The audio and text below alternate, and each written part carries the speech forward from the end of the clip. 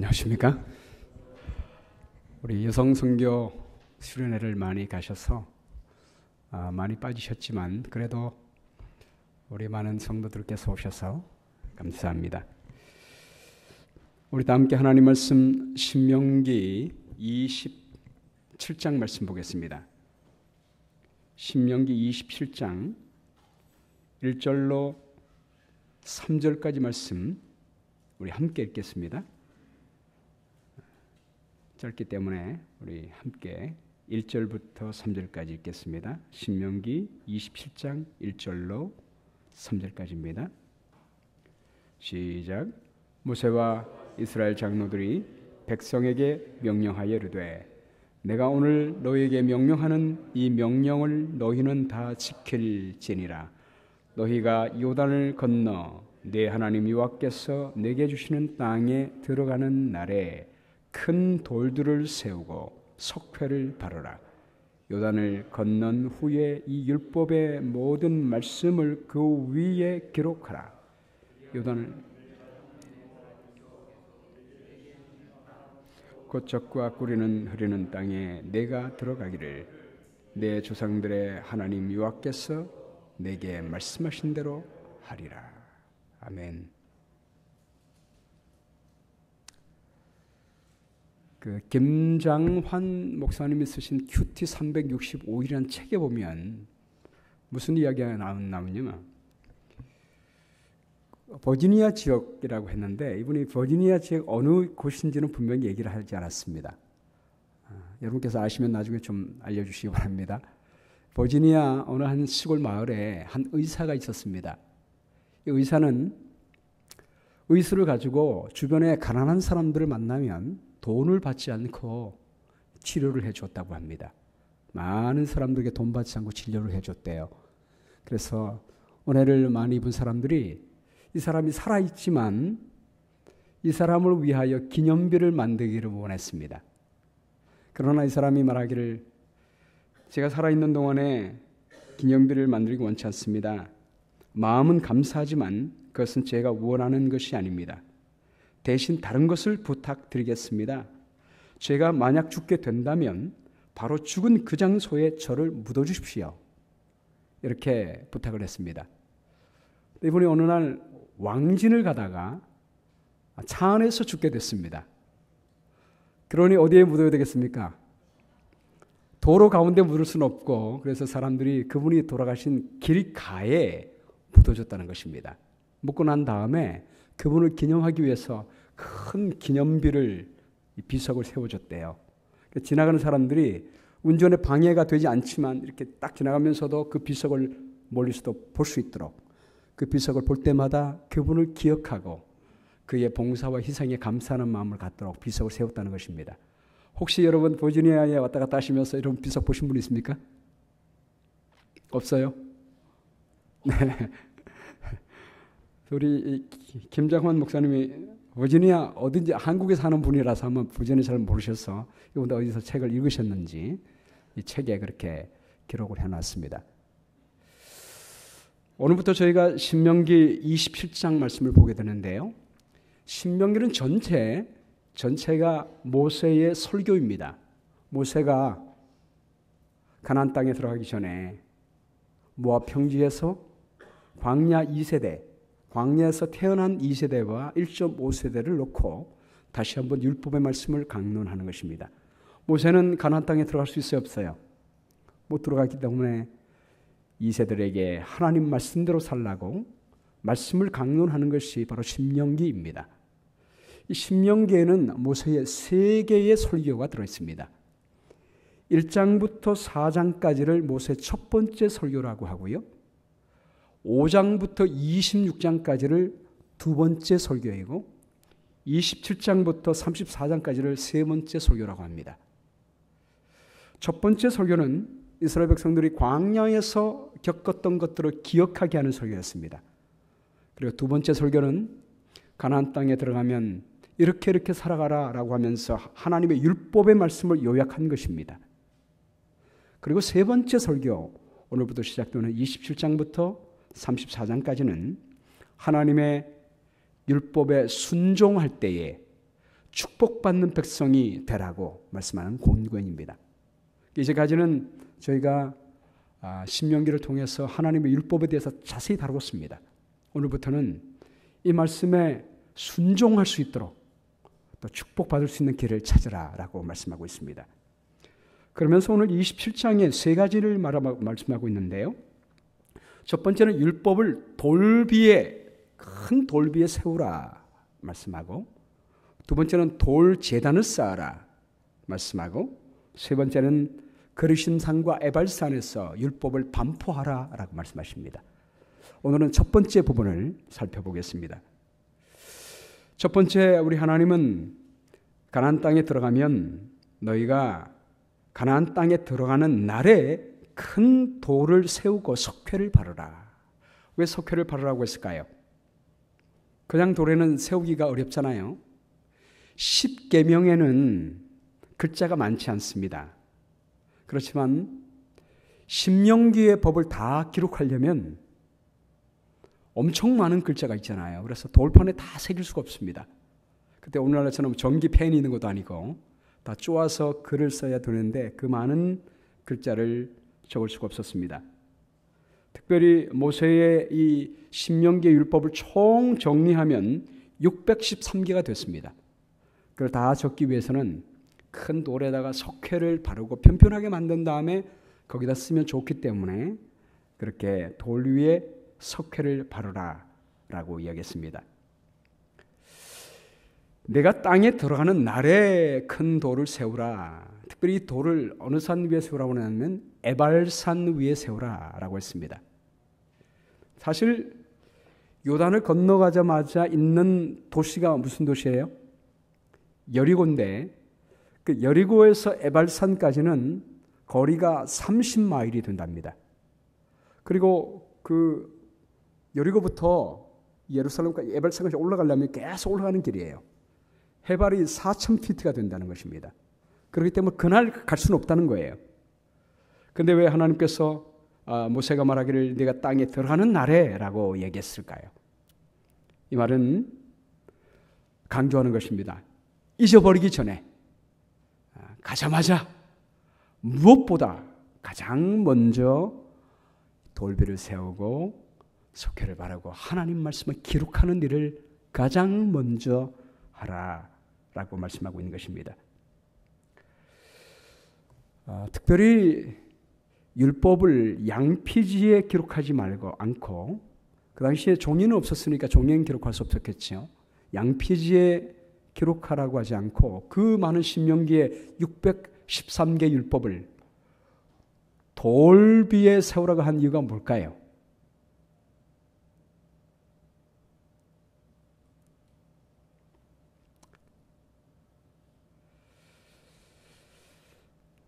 삼육대학에도 가면 큰 돌비가 있는데 거기 뭐라고 써 있습니까? 혹시 가보신 분 있어요?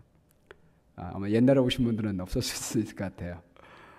제가 있을 때는 큰 돌비가 행정관 앞에 큰 강당 옆에 큰 돌비로 되어 있는데 거기다 에벤 에셀이라고 써 있습니다.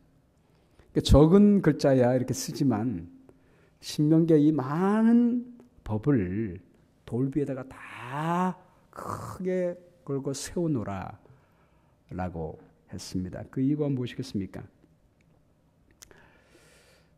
첫 번째는 오늘날 우리는 모든 성경을 가지고 있지만 그 당시에는 모든 사람들이 성경을 갖고 있을 수가 없었습니다.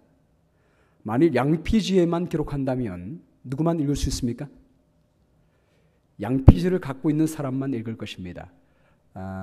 옛날에 특별히 그 양피지 성경은 회당에만 있었어요. 그래서 회당에 와야지만 성경 읽지도 않고요. 서기관이 딱 읽으면 들을 수만 있었습니다. 워싱턴 DC에 바이블 뮤지엄이 생겼잖아요. 제가 지난번에 가봤더니 거기에 그 두루마리 성경이 있더라고요. 이쪽으로 이렇게 막 돌리면 이렇게 감아지는 두루마리 성경이 있습니다. 성경 전체가 이렇게 있는데 한 벽이에요. 이렇게 우리 교회당 저쪽에서 여기까지 한 벽에 더 높이 그 두루마리를 다 넣어놨습니다. 그러니까 성경 66권을 가지려면 그만큼의 공간이 다 있어야 되기 때문에 웬만한 사람은 성경을 가질 수가 없습니다. 두루마리에 넣고 회당에 와서만 읽을 수 있다고 한다면 하나님의 말씀을 모든 회중이 다 기억할 수가 없을 것입니다. 그러므로 큰 돌에다가 모든 계명을 다 새겨놓으면 누구나 어린아이나 어른이나 모든 사람이 지나가면서 그 말씀을 읽고 기억할 수가 있는 것입니다.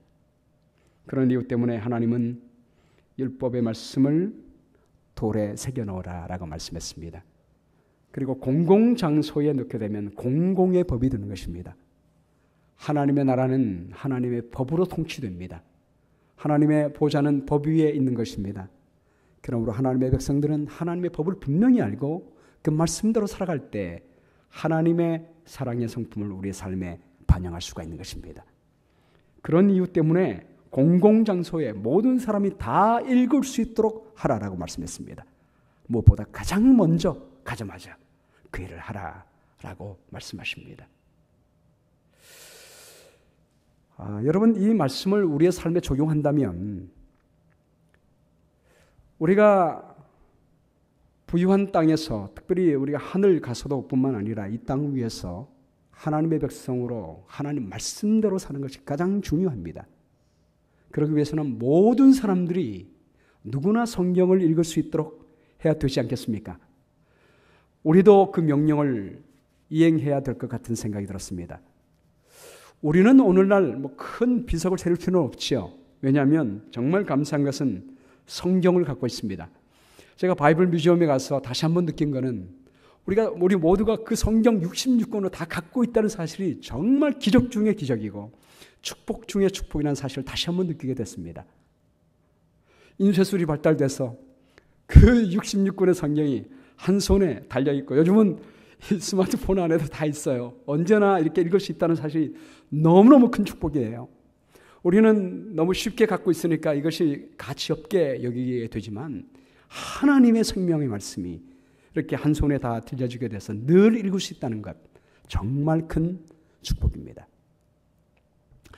그런데 이 세상에 성경을 읽고 싶어도 성경을 갖지 못한 사람들이 있을까요, 없을까요? 있어요. 제가 지난번에 우간다에 갔을 때에도 전도를 마치고 나서 연합 침례식을 하는데, 세 교회에서 모여서 연합 침례식 하는데 침례 결심을 72명이 했습니다. 침례식을 이제 했어요. 한명식 목사님하고 저하고 둘이서 72명을 침례 주고 돌아와서 성경을 주는 것입니다.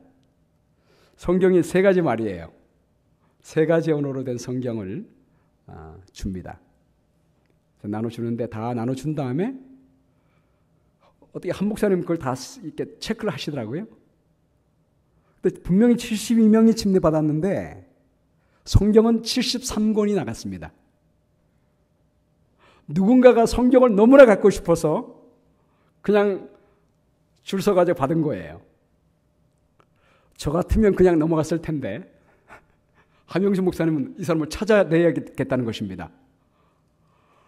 한 목사님, 이 많은 사람들 앞에서 그 사람 찾아내면 얼마나 망신입니까? 근데 한 목사님 아주 단호해요.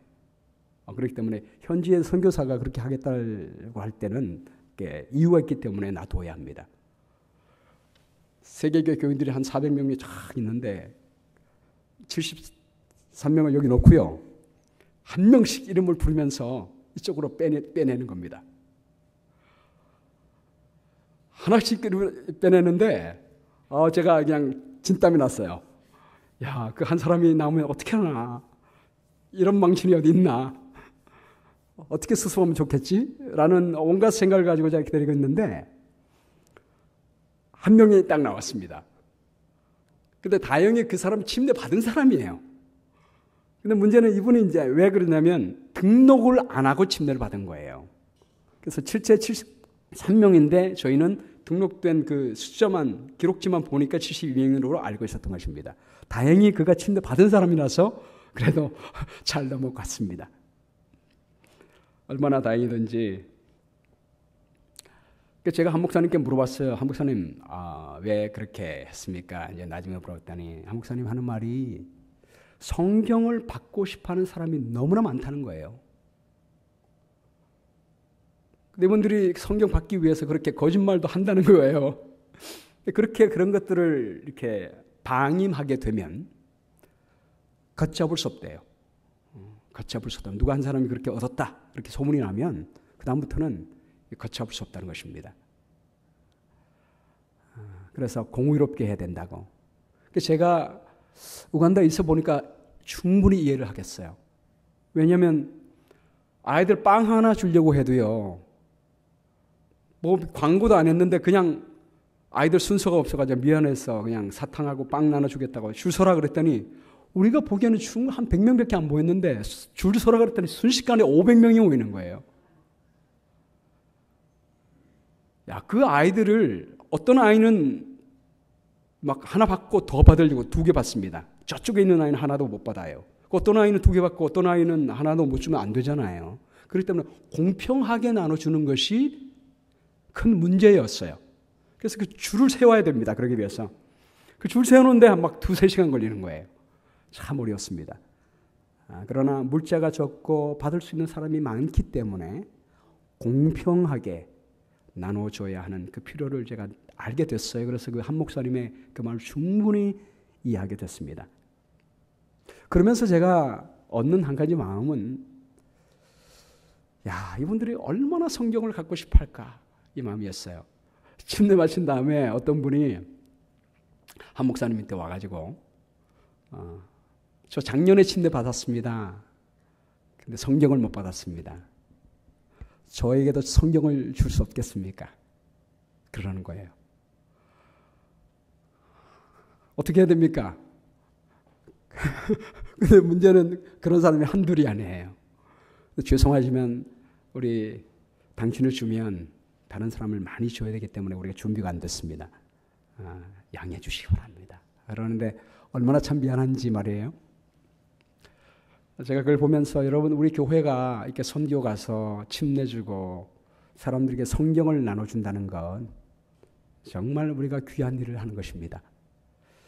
그 전경수 목사님이 오랫동안 아프리카 선교하면서 그 통계를 봤는데요. 침례 받고 성경을 주지 않았을 경우에는 뒤로 물러가는 확률이 70%가 된다는 것입니다. 거의 한. 근데 반대로 침례 받고 성경을 받은 사람들은 80% 이상이 교회에 남아 있다는 겁니다. 침례 받고도 말씀을 먹을 수 있는 양식이 없으니까 하나님의 뜻대로 살 수 있는 그런 지침서가 없으니까 사람들이 뒤로 물러갑니다. 그런데 하나님의 말씀이 있으니까 양식을 먹고 하나님의 뜻대로 살아가면서 교회 안에 남아있을 뿐만 아니라 훌륭한 교인으로 성장해 가는 것입니다. 지난번에 제가 우리 교회에서 이 설교를 했더니 한 우리 집사님이 목사님 맨날 자는데 그분들 생각이 나요. 침례 받고 성경 없는 분들 어떻게 믿음 생활할까? 제가 200권 값을 드릴 테니까 좀 전달해 주시기 바랍니다. 그래서 그분이 200권 값을 주셔가지고요. 그 한 목사님께 최근에 침례 받으신 분들 순서로 알아서 나누시라고 했는데 얼마나 참 기쁘든지 알 수가 없습니다. 그래서 우리 교인들에게 너무나 감사하고 우리 교회가 참 귀한 일을 하고 있다고 생각이 됩니다. 제가 한번 동영상을 보는데 어느 한 지하교회에서 제가 모습을 보니까 한국 사람처럼 생겼는데 그 옷차림이나 하는 모습 볼 때 중국 교회 같아요. 중국 교인들이 이제 가정집이에요. 가정집에 모이는데 꽤 많은 숫자가 한 30명 가량이 모였습니다. 대부분이 젊은 사람이에요. 근데 성경 박스가 도착했습니다. 그 지도자가 그걸 오픈해 가지고 성경을 한 권씩 나눠주니까 이 젊은 사람들이 성경을 봤더니 딱 봤더니 그 비닐로 이렇게 쌓여 있었는데요. 딱 봤더니 금방 오픈하지 않고요. 가슴에 이렇게 앉더니 또 보더니 눈물을 글썽이더니 입을 맞추더니 더 글썽이더니 그 다음에 그걸 오픈하는 것입니다. 성경이 얼마나 감사한지 이분들에게.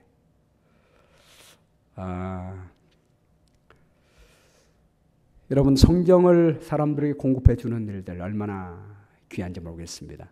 그래서 앞으로 우리가 선교하면서 이 세상에 성경을 갖고 있지 않은 사람들에게 성경을 다 갖게 해서 누구나 하나님의 말씀을 읽을 수 있도록 하는 사역을 앞으로 좀 계속했으면 좋겠습니다.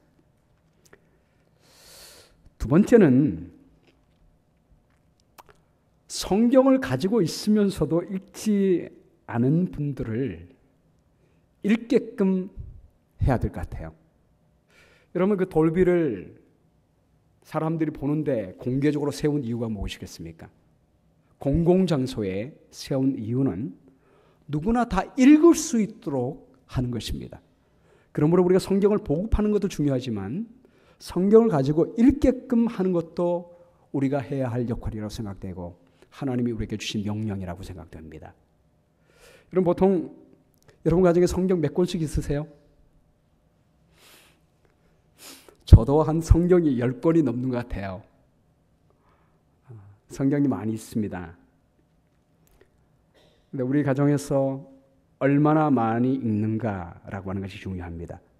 요즘 감사한 것은 저희 교회에 성경 통독하는 인원이 늘었다는 것입니다. 지난번에 성경 통독 나눠주면서 우리 집사님 한 분이 성경 통독 문제제를 내시는 분들이 여자분들은 많은데 남자분들이 좋으니까 분발해 주세요라고 부탁했는데 요즘 우리 남자분들이 많아요. 많이 포함돼 가지고 참 기쁘고 좋습니다. 여호수아 8장 35절에 보면 이 모세의 명령대로 여호수아가 가나안 땅에 들어간 다음에 에발산에 정말 그 말씀대로 큰 돌비를 세웁니다.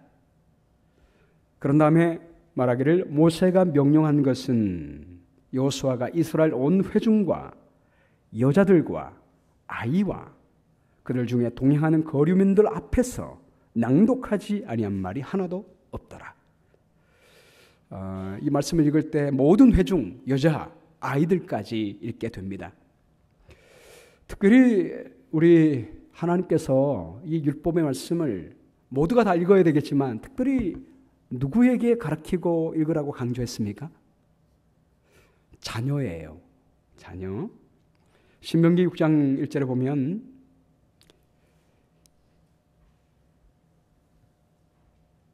너와 내 아들과 내 손자들이 평생에 내 하나님 여호와를 경외하며 라고 했고요. 7절 말씀에는 오늘 내가 네게 명하는 이 말씀을 너는 마음에 새기고 내 자녀에게 부지런히 가르치며 집에 앉았을 때이든지 길을 갈 때이든지 누워있을 때이든지 일어날 때이든지 이 말씀을 강론할 것이며 너는 또 그것을 내 손목에 매어 기호를 삼으며 내 미간에 붙여 표로 삼고 내 집 문설주와 바깥문에 기록할지니라. 오늘 보니까 우리 성효 성빈 아빠 엄마도 없는데 이렇게 예배에 참여하게 돼서 감사합니다. 아주 칭찬하고 싶어요. 우리 교회에 우리 젊은 청년들이 말씀을 사모하고 또 우리 아이들이 말씀을 읽는 모습 보니까 얼마나 좋습니다. 우리 벤자민 또 그 뒤에 있어요? 네, 너무나 좋아요. 벤자민 뚝뚝 섰습니다. 야, 우리 벤자민 덕분에 여기 평균 나이가 확 낮아졌어요. 네. 우리 어린 때부터 이렇게 하나님 말씀 들으러 교회에 온 것 얼마나 기쁘고 또 하나님께서 보시기에 이뻐하실까 생각됩니다. 왜냐하면 하나님께서 특별히 내 자녀에게 말씀을 가르치라 그렇게 말씀했을 때 특별히 그 자녀를 데리고 이렇게 온 우리 신재욱 집사님, 박인영 집사님 가정에 축복이 있게 되기를 바랍니다.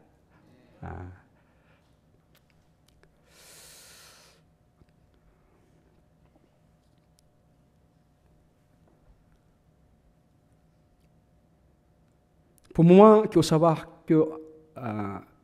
교사와 학생에게 보낸 권면에 보면 이런 말씀이 있어요. 주님께서는 당신의 지혜로서 가정이 모든 교육기관 중에 가장 위대한 기관이 될 것을 명하셨다. 어린이의 교육은 가정에서 먼저 시작해야 한다. 가정은 어린이의 최초의 학교이다. 만일 아이가 가정에서 정당하게 교훈을 받지 않으면 사단이 그의 택한 대리자들을 통하여 아이들을 교육시킬 것이다. 솔로몬은 마땅히 행할 길을 아이에게 가르치라. 그리하면 늙어도 그 길을 떠나지 아니하리라 라고 말했다. 여호와를 경외하는 것이 지혜의 근본이므로 신앙적인 훈련을 결코 등한히 해서는 안 된다.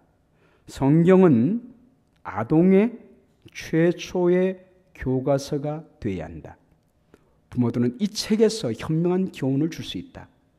하나님의 말씀이 생애 척도가 되어야 한다. 아이들은 그 책에서 하나님이 그들의 아버지심을 배워야 하며 하나님의 말씀의 아름다운 교훈에서 그들은 하나님의 품성에 대한 지식을 얻어야 할 것이다. 이 원리를 잘 가르쳐 줌으로써 그들은 정의를 행하는 것과 명석한 판단력을 기르는 법을 배워야 한다. 가정교회에서 자녀들은 기도하는 법과 하나님을 신뢰하는 법을 배워야 한다. 저들에게 하나님의 율법을 암송하도록 가르치라. 내 자녀에게 부지런히 가르치며 집에 앉았을 때든지 길을 행할 때든지 누웠을 때든지 일어날 때든지 이 말씀을 강론할 것이며 이처럼 어머니는 하라 혹은 하지 말라고 분명히 선포하신 하나님의 계명을 존중하도록 자녀들에게 훈련을 시키는 것이다. 일찍부터 자녀들에게 순종하도록 가르치는 부모들이 극히 드물다. 우리 벤자민 어머니는 그 극히 드문 부모 속에 하나 속해 있습니다. 순종하도록 가르치기 위해서는 너무 어린 나이라고 생각하면서 차마 훈련을 시키지 못하는 부모들 때문에 일반적으로 어린이는 3살이나 4살이 넘어야 부모들의 훈련을 받기 시작한다. 그러나 이 기간 동안에 이 작은 아이 속에는 자아가 강하게 자라며 나날이 부모들은 그 아이를 다루기가 힘들게 된다. 아주 어렸을 때부터 어린아이들은 분명하고 단순하게 일러주는 것을 이해할 수 있으며 친절하고 분별 있는 통제로서 순종하도록 가르칠 수 있다. 현명한 부모들은 자녀에게 내 자신의 선택을 따르라, 내가 가고 싶은 대로 가라, 내가 원하는 대로 행하라고 말하지 않고 주님의 교훈을 청종하라고 말할 것이다. 자녀들은 제어받지 않은 충동이 가르치는 대로 행동하도록 내버려 두는 것보다 올바른 훈육 밑에서 훨씬 더 행복하게 될 것이다. 어린아이의 가장 참된 기품은 겸손과 순종에서 찾아볼 수 있으니 어린이는 지도의 말씀을 귀담아 들으며 의무를 이행하는 도리 가운데서 기꺼이 순종하며 일할 것이다.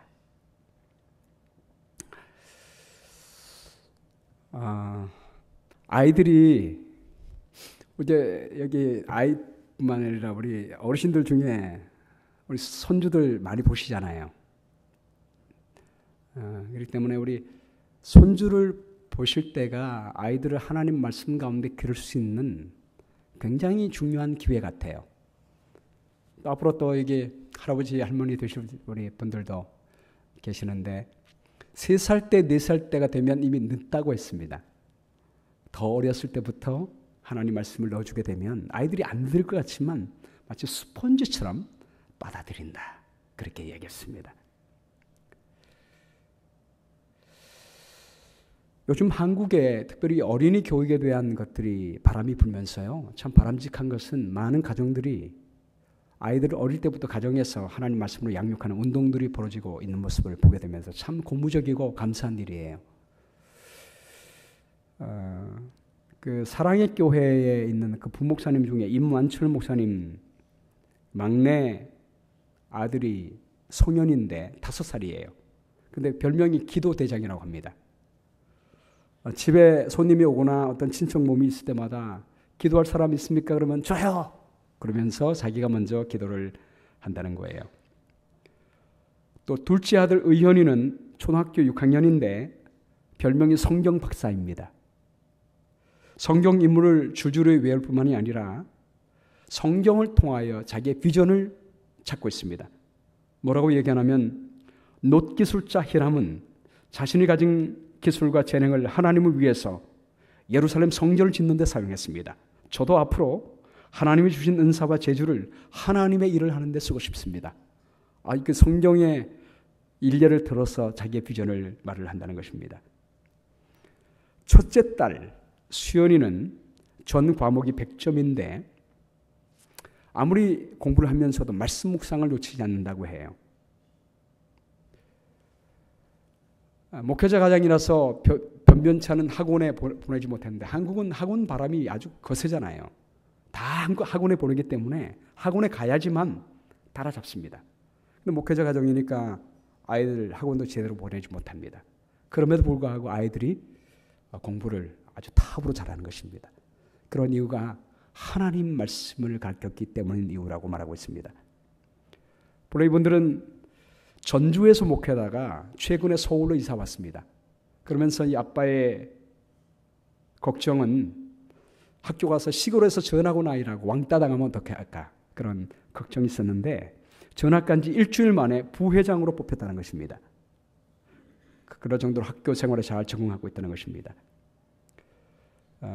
그러면서 이 목사님이 말하는 것은 말씀 교육이 열쇠를 지녔다고 봅니다. 요즘 자기 주도 학습이 교육계의 주목을 받고 있습니다. 자신이 목표를 세우고 학업의 주체가 되는 이론인데 말씀을 읽고 가족과 함께 말씀을 스스로 나누다 보면 자연스럽게 자기 주도로 모든 것들을 하는 습관이 생긴다는 것입니다. 이 가정이 아이들에게 말씀을 갖게 한 계기가 뭐냐면 말씀 묵상인데요. 처음에는 일주일에 하루 모였대요. 일요일 날 저녁 9시에 다 읽어 마치고 나서 잠자기 전에 일주일 동안 한 성경 한 장을 읽고 모여서 말씀 묵상을 나누는 것입니다. 요즘 저희가 우리 목사들이 말씀 묵상 나누는 것과 똑같은 거예요. 본인이 읽고 일주일에 한 번씩 나누는 것입니다. 이 나눌 때 절대로 목사니까 아이들에게 설교할 수 있잖아요. 절대로 설교하지 않는데요.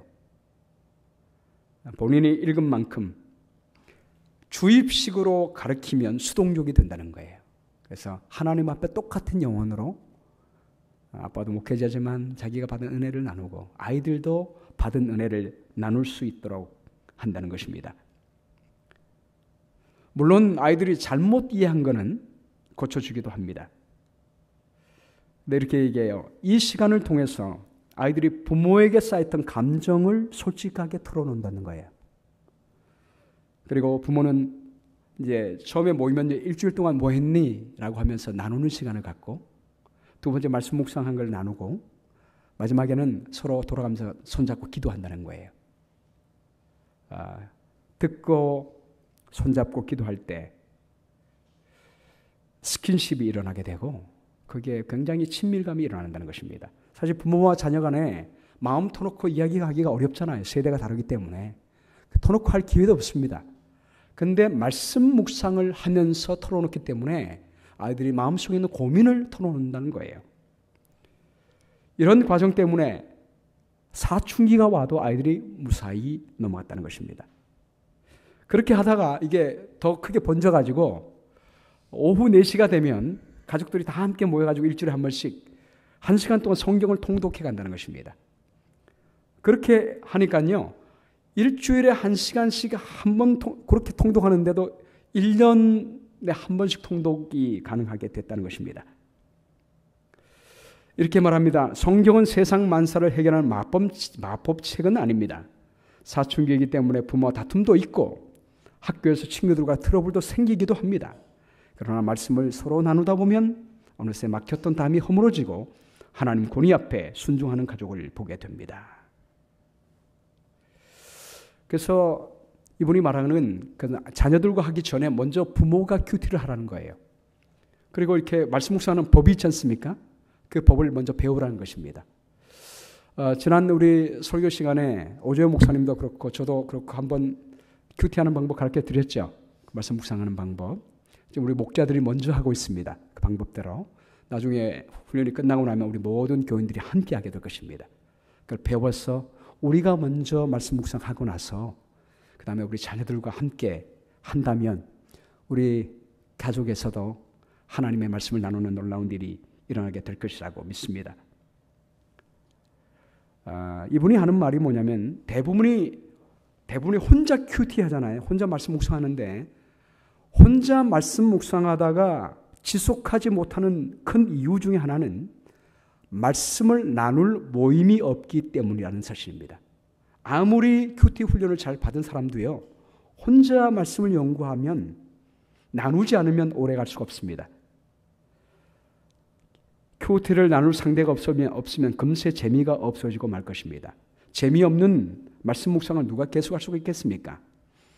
말씀 묵상의 가장 큰 매력은 그룹을 만들어 서로 나누는 데 있습니다. 가족은 정말 좋은 나눔 모임이 될 수 있습니다. 요즘 저희 그룹이 있습니다. 그룹이 있는데 제가 놀란 건요, 우리 그룹에서 말씀 묵상하고 나누고 나면 그 말씀이 생생히 남아 있습니다. 지금 저희가 3번 모였거든요. 그 요한복음 1장 후반부의 나다나엘에 관한 이야기와 요한복음 2장의 가나의 혼인잔치, 또 2장 후반부의 성전 정결에 관한 것들을 나눴는데 그 말씀이 토시 하나 잊어버리지 않고 그대로 남아있어요. 심지어는 적용한 것이 남아있고, 특별히 우리가 적용을 결심해도 작심삼일이라고 오래가지 못하지 않습니까? 근데 놀라운 것은 적용하는 것을 나누고 나니까 계속 제가 실천하는데 훨씬 쉽게 되고요. 계속 하게 되는 것을 제가 발견하게 됐습니다. 이게 무슨 이유일까? 사실 제가 말씀들을 많이 보잖아요. 매일마다 말씀 묵상 나누기 위해서 나누지요. 설교하지요. 말씀을 늘 많이 나눕니다. 근데 그것보다 말씀을 이렇게 나누고 말씀 묵상 팀에서 나오고 나니까 훨씬 많이 남는 것을 제가 경험하게 되는 것입니다. 그 이후로 곰곰이 생각해 보니까요. 사실 아침마다 말씀을 준비하지만 제가 혼자 말씀을 준비하고 제가 일방적으로 말씀을 전합니다. 설교도 마찬가지예요. 저 혼자 말씀을 준비하고 제가 이렇게 일방적으로 말씀을 선포합니다. 근데 말씀 묵상을 나눌 때는 똑같은 성경절을 함께 묵상하고 같은 것을 서로 함께 나누다 보니까 제가 듣는 것입니다. 같은 것을 다른 각도로 들으니까 훨씬 많이 남는 거예요. 특별히 묵상도 나누고 질문도 나누고 어떻게 적용했는지 어떻게 실천할 것인지도 각도로 나누니까 그게 훨씬 많이 남는 것 같아요. 그래서 사실 지금 제가 바쁘지 않습니까? 매일마다 말씀 묵상 선포하는 거 준비해야 되죠. 제자 훈련 말씀 준비해야 되죠. 설교 준비해야 되죠. 준비할 게 너무 많습니다. 거기다가 교과 공부도 준비해야 되죠. 거기다 말씀 묵상까지 하나 더 늘었습니다. 근데 말씀 묵상 시간이 기다려집니다. 너무나 은혜롭고 좋은 거예요. 그런 의미에서 우리가 하나님 말씀 묵상하기 위해서는 함께 나눌 수 있는 공간이 중요합니다. 사실 저는 말씀을 준비한 다음에 전하기도 하지요. 우리 성도들은 전할 기회가 많이 없잖아요. 여러분이 경험하셨겠지만 특별히 설교를 맡고 나면 말씀 보는 게 어떻습니까? 그냥 준비하는 것과 다르지요. 설교 준비 맡으면 훨씬 집중해서 보게 됩니다. 자연은 그렇게 되어 있습니다. 똑같이 우리 모두가 다 그렇게 설교할 수 있는 기회가 있는 건 아니에요. 그렇지만 매주마다 함께 모여서 준비한 말씀을 나누려고 한다면 말씀 묵상하는 게요 달라지게 됩니다. 그리고 한번 나누고 나면 또 듣고 나면 이게 오래 가게 되는 것입니다. 그래서 하나님께서 우리에게 공동체를 주신 것 같아요. 첫 번째는 우리 가족 단위로 한번 그렇게 해보시게 되길 바랍니다.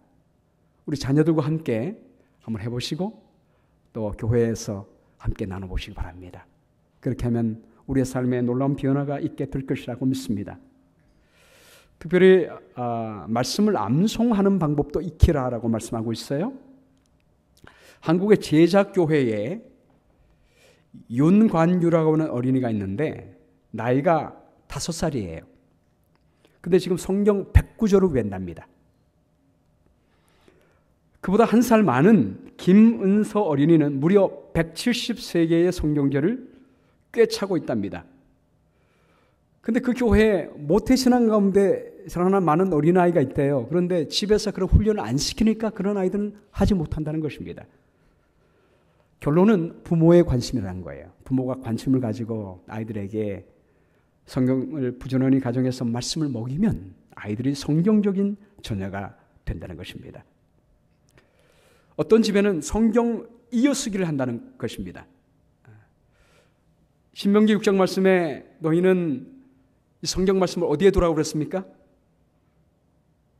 문 앞에 두라, 문설주에 달라 그렇게 했잖아요. 그래서 어떤 가정은 아예 집 들어온 입구에 또 곳곳에다가 성경을 펴놓고 성경을 이어쓰기를 한답니다. 아빠가 시간 날 때 와서 성경을 이어썼으면 여기 성경 놓고 성경 쓸 책이 있습니다. 성경 놓고 썼으면 엄마가 시간을 있을 때 쓰고 아이들이 와서 이어서 쓰는 것입니다. 그런 방법으로 말씀으로 함께 하는 것입니다. 또 성경 소리내서 읽기. 요즘 한국에서 어떤 가정은요 1년에 10번 통독을 한다는 거예요. 야, 참 하루에 1시간 30분이면 누구나 1년에 10번을 읽을 수 있다는 것입니다. 가족들이 함께 모여서 1시간 10분씩 모여서 함께 읽는다는 거예요. 영운학 장로님이라고 있는데요. 한국에. 이분이 무슨 운동을 하냐면 이렇게 말씀 암송 운동을 합니다. 특별히 아이들 운동을 하는데 이분은 사실 40대에 예수님을 믿었대요. 믿었지만 자기가 30년 동안에 지금 70세예요. 70세인데 1000개의 성경들을 외고 있대요. 말씀의 파워를 말씀을 외고 나니까 너무나 좋고 축복을 많이 받았어. 이것을 아이들에게 한다면 얼마나 좋을까. 그래서 지금 어린아이들에게 그런 운동을 확대해가고 갔는데 지금 한국에 굉장히 많은 가정들이 부모와 아이들이 말씀 운동에 참여하고 있고요. 변화 속에 있다는 것입니다. 이 영운학 장로가 하는 말이 뭐냐면 슈퍼 신인류를 만들고 싶다는 거예요. 그래서 그분은 말하기를 말씀 암송 가정에서 태어난 아이를 신인류라고 부르고 또 모든 아이들이 말씀을 암송하고 묵상할 수 있는 능력을 갖고 있기 때문에 슈퍼라고 붙인답니다. 이 말을 붙인 이유는 유대인 아이들은 12살이 되기 전에 토라, 모세의 오경을 다 외잖아요. 그 모세의 오경을 다 외울 때 이 세상에서 적은 숫자지만 노벨상을 가장 많이 받는 민족이 됐고 가장 똑똑한 민족이 됐다는 거예요. 그런데 우리가 예수님을 믿는 아이들로서 하나님 말씀을 이렇게 암송하게 한다면 새로운 인류가 되지 않겠느냐. 그렇게 말씀하면서 말씀 암송을 시킨다는 것입니다. 실제로 지금 한국의 여성가족부가 최근 전국 초중고 고등학교생을 통해서 설문 1260명을 대상으로 설문조사한 결과 10명 중에 7명의 아이가 욕설을 한대요. 성빈이 그래요? 한국인 아이들이 욕 많이 합니까? 몰라요. 우리 삼육학교 다니니까 잘 모를 거예요. 근데 설문조사에 보면 일반 학교 아이들은 그렇게 10명 중에 7명의 아이들이 욕을 많이 한대요. 교회에 다니는 아이들도 예외가 아니라는 것입니다. 근데 이런 아이를 대상으로 해서 말씀을 암송시키고 묵상시켰더니 아이들의 언어가 바뀌는 것을 보게 된다는 것입니다. 우리가 무엇을 듣느냐에 따라서 생각이 바뀌어지게 되고 출력이 달라지는 모습을 보게 됩니다. 여러분, 우리 예수님은 학교 교육을 받지 않으셨습니다.